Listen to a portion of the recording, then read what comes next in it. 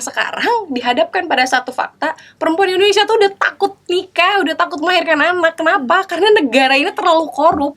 Perempuan yang mau bikin KTP, petugasnya itu kan malah minta timbal baliknya untuk dibikinin KTP-nya, dia minta ya tidur bareng kayak begitu-begitu. Itu menurut aku salah satu ya upaya menunjukkan kepada peradaban ketika perempuan udah muak banget, gak menang-menang melawan dominasi laki-laki, ya udah terserah, lahirin aja sendiri bayi.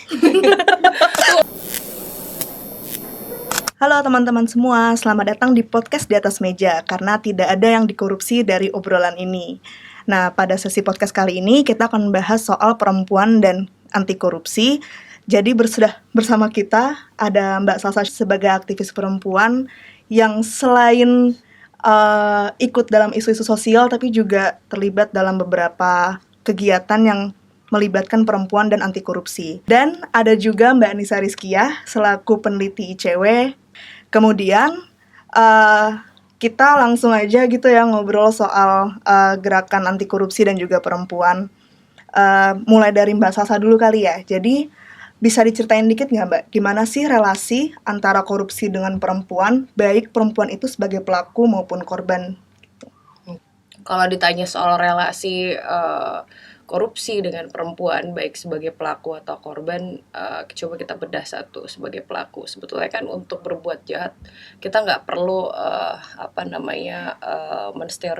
menstereotipkan bahwa pelaku korupsi pasti laki-laki gitu atau minoritas perempuan misalnya gitu. Jadi untuk berperilaku jahat, sejahat perbuatan korupsi ya semua spesies manusia ini bisa saja gitu. Jadi justru pertanyaan semacam ini yang tidak membebaskan kita untuk melampaui narasi kesetaraan dalam gender. Jadi kalau kita mau beyond gitu ya, melampaui apa yang telah dinarasikan 20 sampai 100 tahun terakhir tentang feminisme, sebaiknya kita sudah mulai melihat bahwa tidak ada sebetulnya spesifikasi khusus untuk berbuat baik dan jahat. Tetapi apakah kemudian jumlah perempuan dan laki-laki nanti data science gitu ya, pendekatan yang empirik atau rasional itu bisa kita gunakan bahwa memang pelaku korupsi khususnya di Indonesia misalnya didominasi oleh gender laki-laki. Tetapi saya tidak mau bicara bahwa pada akhirnya kita sebagai perempuan punya kesempatan lebih besar untuk tidak tidak melakukan perbuatan sejahat korupsi ketika kita ada di kursi kekuasaan dan atau mendapatkan amanah jabatan dari pemerintah gitu ya. Kemudian perempuan sebagai korban. Nah ini sebetulnya yang lebih penting dibicarakan ketimbang sesuatu yang material berupa data, gender, keorganan gitu ya, tentang apakah yang berbuat jahat itu yang punya penis atau yang bervagina, itu kan nggak terlalu penting gitu.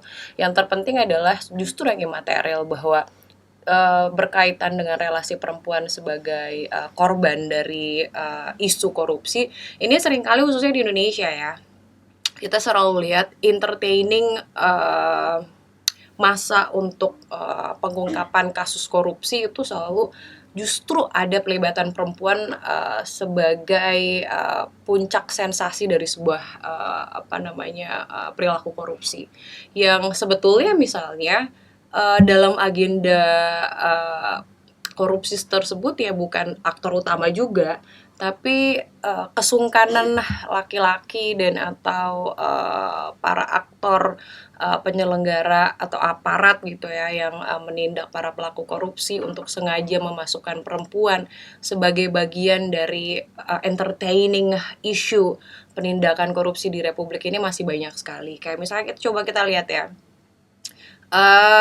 Ada misalnya penangkapan kasus korupsi yang pelakunya adalah si A, kemudian dengan sangat menghebohkan kemudian dalam expose-nya lembaga penindak korupsi tersebut misalnya menyebutkan artis dangdut ini menerima aliran dana 50 juta. Iya, 50 juta dari uang korupsi yang dia nggak pernah tahu. Yang sebetulnya ketika kita harus rekonstruksi kasus korupsinya, itu orang itu variabel luar. Tapi karena ada indeks keterkaitan aliran dana yang sebetulnya coba pengen jujur deh, sebetulnya pelibatan perempuan dalam hal-hal demikian tuh untuk apa gitu? Apakah benar untuk merekonstruksi kebenaran kasus, atau justru hanya sebagai bumbu entertaining public gitu ya, supaya isu ini terus meningkat, kepuasan publik dianggap terpenuhi karena selain ada fakta hukum yang diberikan tentang temuan-temuan, tapi juga ada gosip rumors yang menyenangkan gitu kan. Nah, ini kerugian imaterial publik tuh jauh lebih besar gitu ya, karena pada akhirnya kayak salah perempuan itu bergaul sama pejabat, kayak salah perempuan itu bergaul dengan instrumen pemerintahan, kayak salah perempuan itu ada di dalam arena di mana politik dan gelangga politik itu bicara tentang anggaran, program dan sebagainya. Karena akhirnya perempuan ini cuma menjadi satu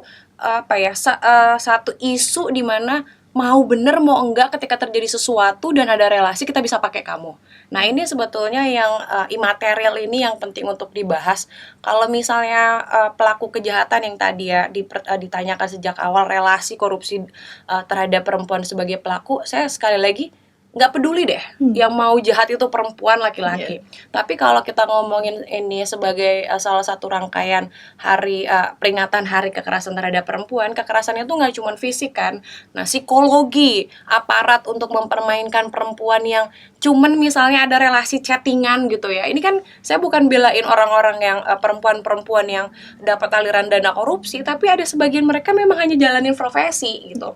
Akhirnya karena kita terbiasa melihat aparat kayak gitu, ya 1-2 kali aparat akan terjebak pada kebiasaan buruknya menempatkan perempuan seperti itu, hingga akhirnya nanti akan dikasih pelajaran oleh alam semesta ketika dia menuduh satu perempuan padahal perempuan itu bisa melawan balik dan bisa membuktikan bahwa tuduhan itu tidak benar.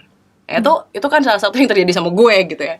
Jadi saya cuma pengen bilang relasi perempuan baik itu sebagai pelaku dan korban ini harus dikembalikan kepada apakah aparat baik itu sebagai penindak pelaku korupsi atau sebagai fungsi pencegahan terpapar feminisme enggak gitu ya, terpapar pendekatan kesetaraan atau isu gender enggak gitu, supaya udah deh kalau mau netapin orang jahat, kalau saya sih ya lebih nggak usah lihat gender deh gitu, nggak usah lihat perempuan laki-laki gitu. Jadi pada akhirnya juga tolong jangan punya energi yang lebih untuk menempatkan perempuan hanya sebagai iklan dari isu utama gitu. Oke. Makasih, tadi udah panjang banget penjelasannya ya. Dan juga mungkin berangkat dari penjelasan Mbak Salsa tadi, itu menarik untuk membahas menurut Mbak Salsa, apalagi mungkin Mbak Salsa juga pernah mengalami begitu. Dampak korupsi bagi perempuan itu seperti apa sih, Mbak? Kalau dampak korupsi sekali lagi ya, makanya aku dari tadi ngajak kalau kita ngomongin konteks perempuan ya kita harus lihat beyond ya, yang melampaui dari apa yang sudah dicapai gitu. Kita kan ngomongin kesetaraan belakangan ini memuakan ya, karena sebetulnya maksudnya memuakan kalau kita nggak membuat satu lompatan lagi gitu, karena sebetulnya perempuan Indonesia, perempuan di dunia ini tuh udah luar biasa berjuang untuk hidupnya gitu ya. Keterpaparan perempuan dengan kesetaraan, isu gender, kemudian emansipasi, isme feminis itu udah luar biasa. Tinggal sebetulnya gimana keterpaparan ini didukung oleh satu infrastruktur yang memadai, baik itu dari sisi kebijakan dan kedua dari anggaran. Makanya kalau ngomongin soal gimana dampak korupsi terhadap perempuan, ya perempuan pasti paling terdampak gitu ya. Kita lihat nih isu yang paling menyenangkan dan sengaja sekali pemerintah itu abaikan. Menyenangkan untuk dibicarakan tapi agak dilematis untuk diterima sebetulnya. Jadi kita lihat ujung kalimat setiap kali kita harus bicara ya kan. Jangan terbuai dulu. Ini menyenangkan karena ya nggak tahu nih pemerintah mau bersikap apa. Coba bayangkan program makan gizi gratis misalnya gitu ya. Saya nggak ngerti apakah itu akan terindikasi korupsi atau tidak. Tetapi terindikasi chaos kan sudah terlihat.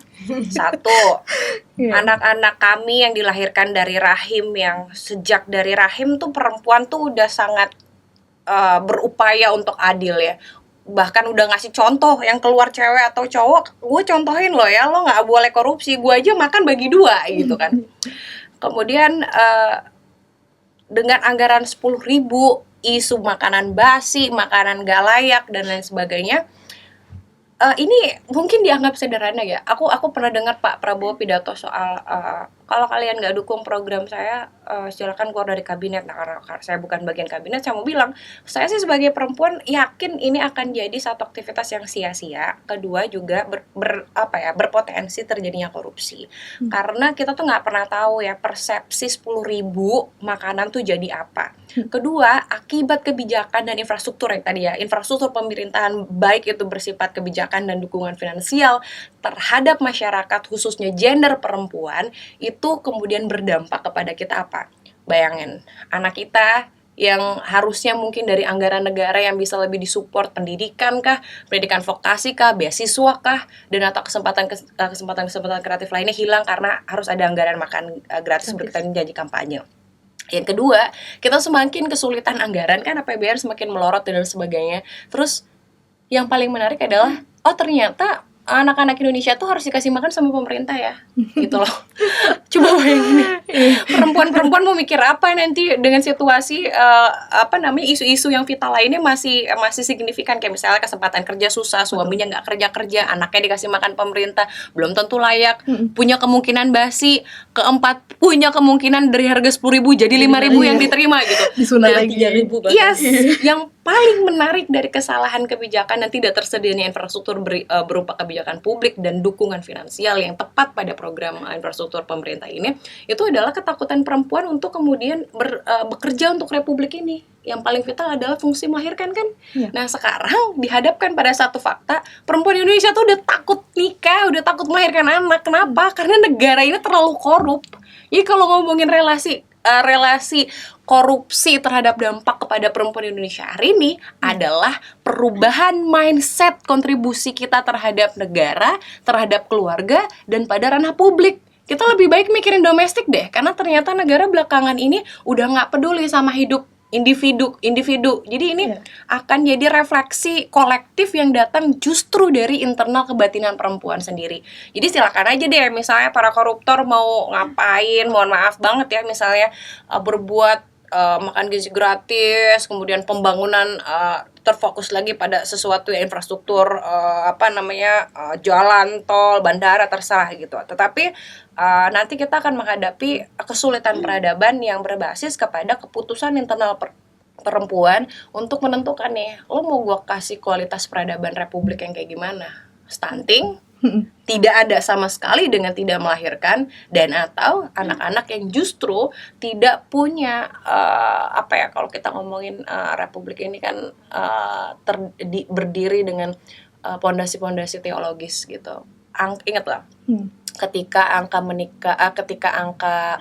data menikah dan melahirkan itu dianggap akan terjadi, tidak mau menikah dan tidak mau melahirkan itu menghadapi peningkatan angka seksual tinggi. Jadi mungkin nanti fungsi kelahiran akan justru ada dalam arena di luar pernikahan, lembaga pernikahan. Nah ini mau kayak gimana, tanggung jawabnya lebih berat lagi nanti. Ini bukan ngomongin soal dosa pala, tapi ngomongin soal nanti kalau ini anak tidak punya satu ekosistem pendidikan keluarga yang diharapkan siap pada usia tertentu untuk masuk ke pendidikan, lembaga pendidikan sekolah dasar, menengah dan atau universitas, nanti ya kan negara sebetulnya repot lagi gitu. Jadi very kompleks deh, itu salah satu contoh aja.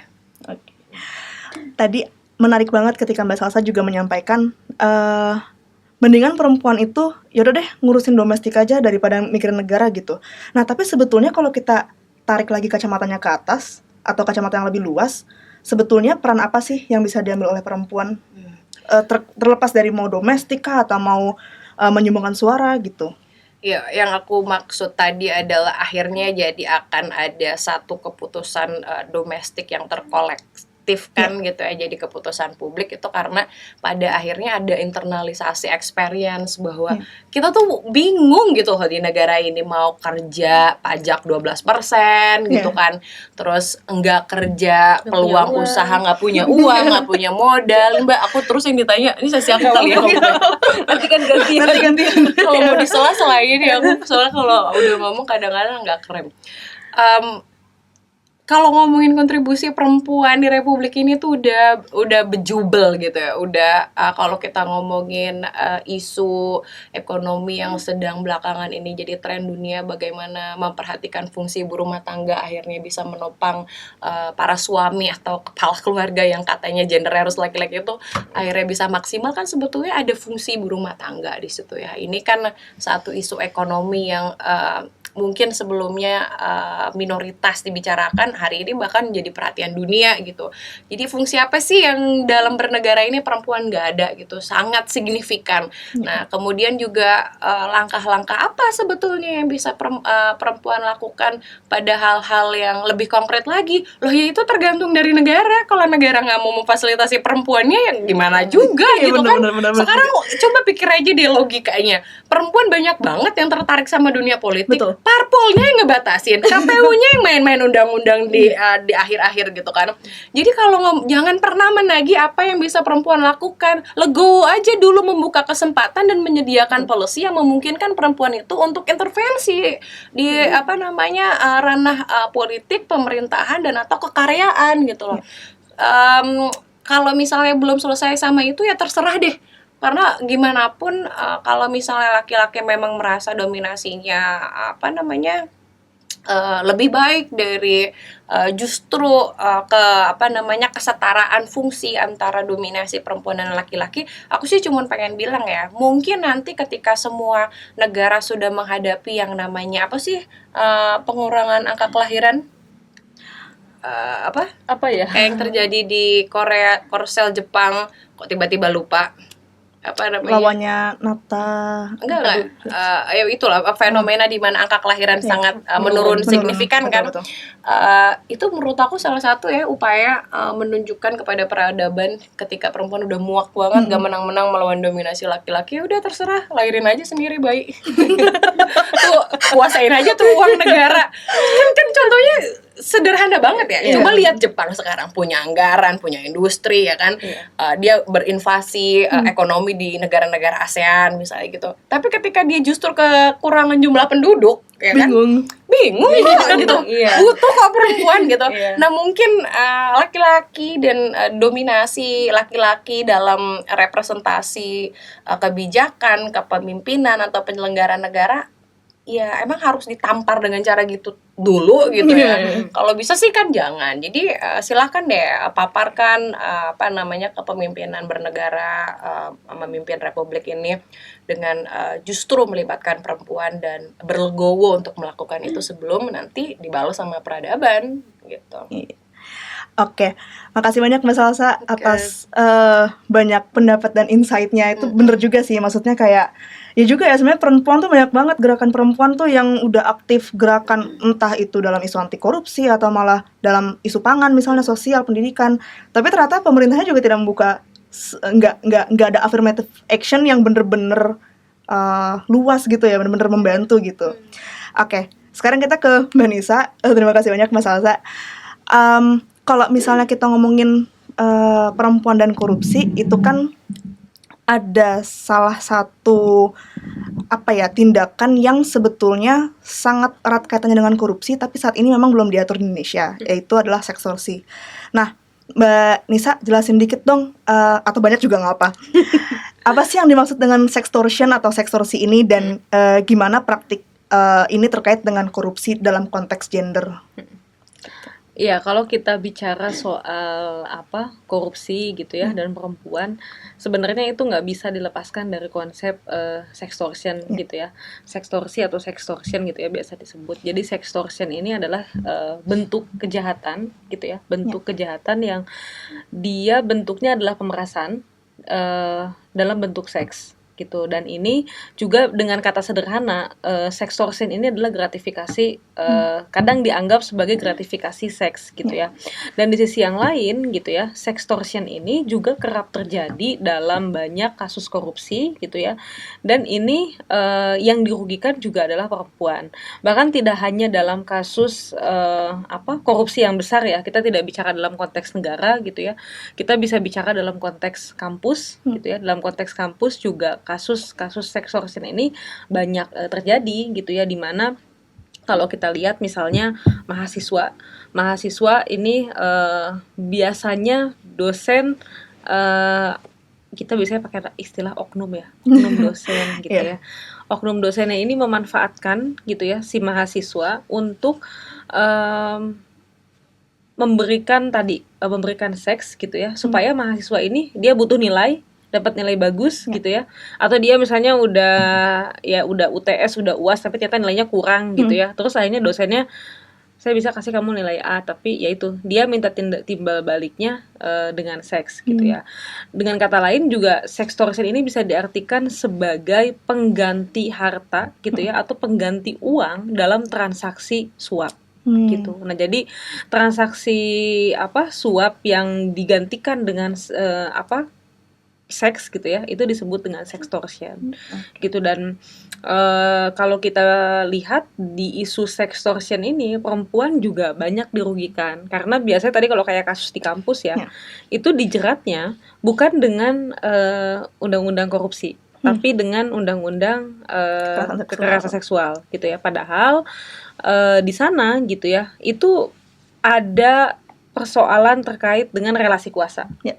Ada persoalan juga terkait dengan penyalahgunaan wewenang. Orang yang bisa melakukan transaksi begitu ya, bisa memaksa, bukan transaksi ya, bisa memaksa orang lain gitu ya untuk melakukan sesuatu gitu ya, itu kan pasti ada relasi kuasa di sana. Posisinya dosen lebih berkuasa, mahasiswa kan posisinya ada di bawah gitu ya. Dan dalam konteks yang lebih besar gitu ya, kalau kita bicara soal sextortion dalam konsep kalau kita lihat konsep patriarki hari ini gitu ya, itu akan sangat berpengaruh sebenarnya. Karena dengan keadaan yang sangat patriarkis, itu akan menempatkan perempuan sebagai kelompok kelas kedua gitu ya, yang dianggap tidak penting gitu. Dan seolah-olah ketika mereka misalnya kelompok laki-laki gitu ya, yang punya wewenang, punya kuasa gitu ya atas pemerintahan, atas politik gitu ya, atau atas kerja-kerja sektoral lainnya gitu ya, misalnya di layanan publik gitu ya. Kita juga pernah mendengar kan ada kasus perempuan yang mau bikin KTP, saya lupa di daerah mana tuh Mbak, ada yang mau bikin, terus petugasnya itu kan malah minta timbal baliknya untuk dibikinin KTP-nya, dia minta ya tidur bareng kayak begitu-begitu, dan yang mana si perempuan ini sebenarnya terpaksa gitu. Nah, itu adalah bentuk dari sextortion, tindakan sextortion gitu ya. Nah, ini kenapa begitu? Karena kelompok laki-laki gitu ya melihat perempuan ya tidak punya sesuatu, yang tidak berdaya gitu ya, manusia yang tidak berdaya, tidak punya kuasa atas dirinya gitu. Nah, jadi hal-hal semacam itu yang kemudian terbentuk dalam masyarakat yang patriarkis gitu ya, dan memudahkan terjadinya praktik sextortion, yang mana akhirnya juga sextortion ini sulit untuk sulit kadang untuk diungkap. Kenapa? Karena korban juga akan punya merasa, saya malu karena saya perempuan, nanti saya akan didiskreditkan, saya akan dipojokkan. Kamu kan yang sering terjadi ya ketika ada kasus kekerasan seksual kan, kok kamu mau sih?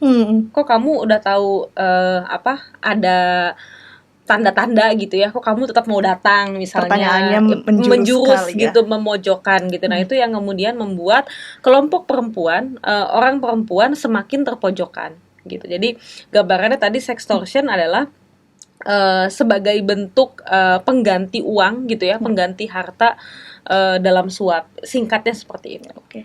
Berarti Mbak, apa sih yang paling kelihatan bedanya antara, kan kalau sextortion ini kan sangat erat kaitannya dengan kekerasan seksual berarti ya.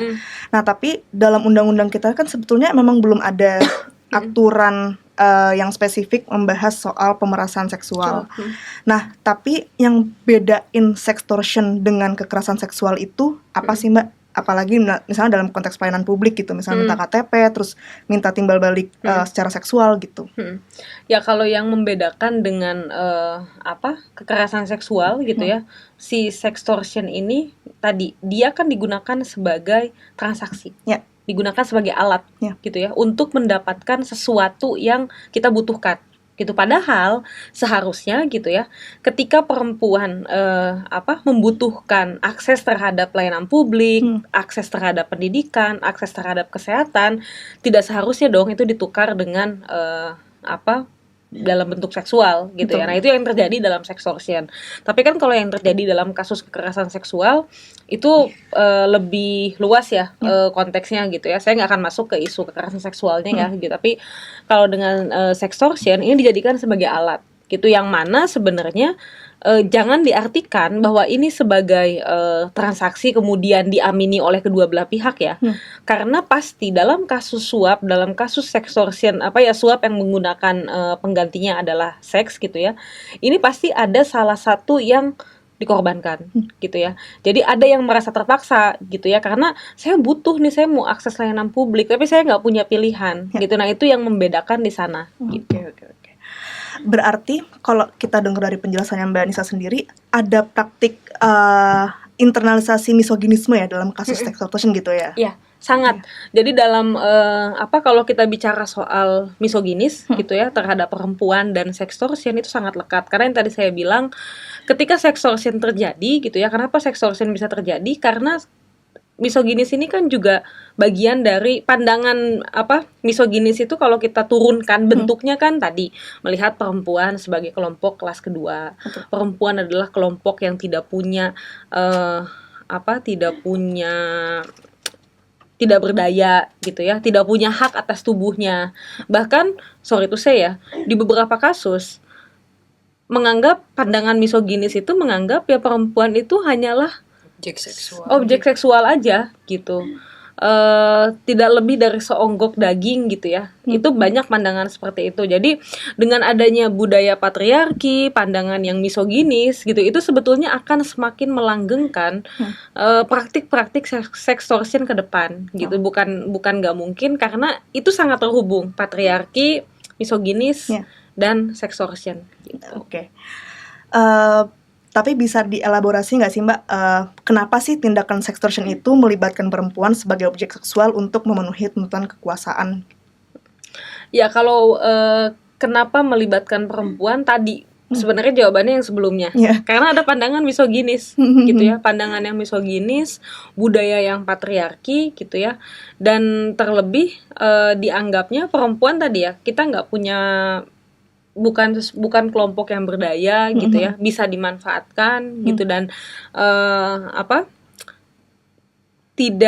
bukan dianggap sesuatu yang perempuan ini adalah kelompok yang sebetulnya atau orang yang sebetulnya tadi kalau Mbak bilang kan terkait dengan orang, kalau perempuan ini peradaban tuh tergantung sama perempuan. Nah, kita tidak dilihat sebagai itu gitu ya. Tapi ya itu, kita nggak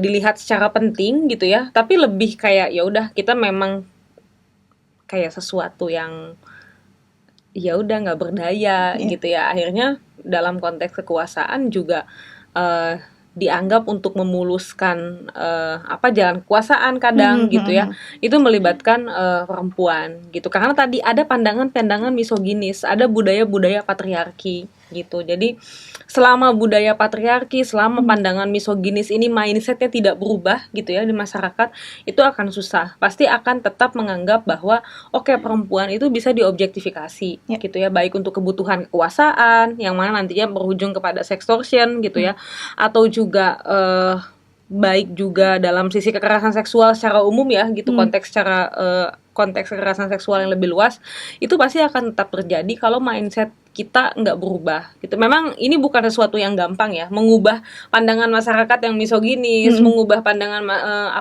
budaya masyarakat yang patriarki, itu kan udah terbentuk ratusan tahun ya.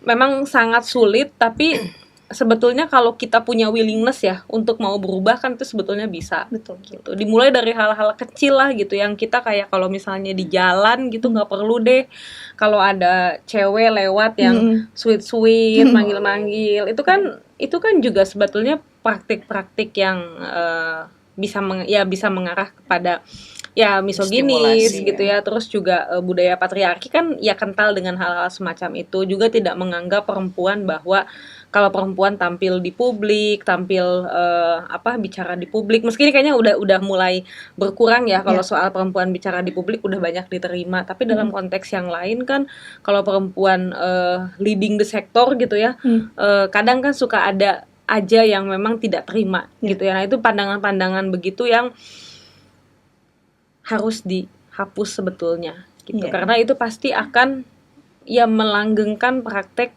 patriarki dan misoginis tadi, dan ujungnya ya pasti ke sextortion gitu. Oke, makasih banyak Mbak Nisa dan Mbak Salsa. Ini udah menjadi perbincangan yang sangat luas sekali ya. Kita dari bahas soal perempuan dan korupsi, kemudian kita juga bahas sextorsi gitu. Jadi terima kasih teman-teman telah menonton podcast Di Atas Meja. Sampai ketemu lagi di podcast selanjutnya.